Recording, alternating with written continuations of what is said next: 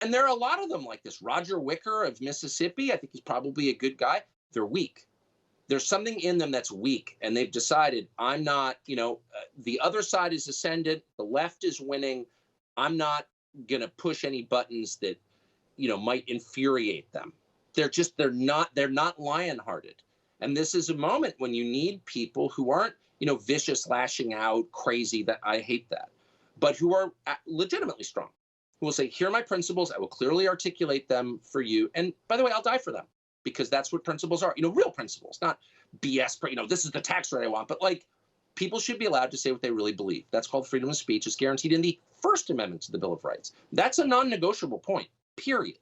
Someone who will do that. And there are like none of them. The only ones who will do it are women. And that has a lot of consequences. For one thing, it drives the women crazy. There are a lot of really angry women right now, have you noticed? And I think a lot of them are angry because their men are weak. I do think that. I mean, I don't think that. I know that. And I've been married to the same woman for 30 years. And if you want to make her mad, weak men, and this is true for I have 3 daughters. I see this all the time.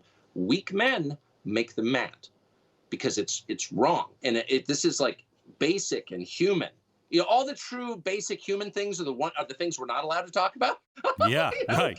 We can talk about our dumb theories, but the way that people really are, nature itself is so offensive to our leaders because it challenges their totally unnatural program. There's nothing less natural than neoliberalism. It's an assault on nature. It's a denial of nature. Yep. But at its core, nature is about sex differences.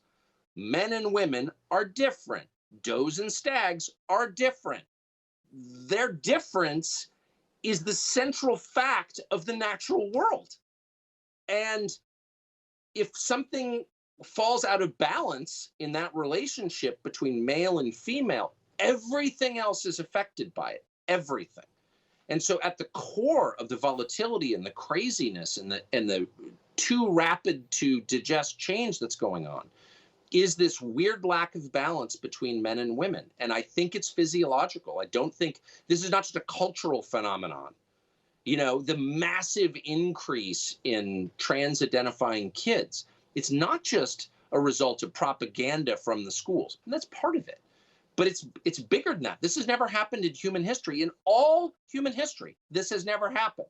So that's a red flag right there. What the hell is this? Now, you could be totally for it, or you can be totally opposed. It doesn't even matter how you feel about it. As a phenomenon, it's worth studying. What is going on? And it's the one thing that nobody mentions. And I just have noticed this. I mean, just like empirically, just around me. I'm hardly a genius and I'm not a scientist, but this is so obvious. You'd have to be a liar to ignore it, and we should not ignore it.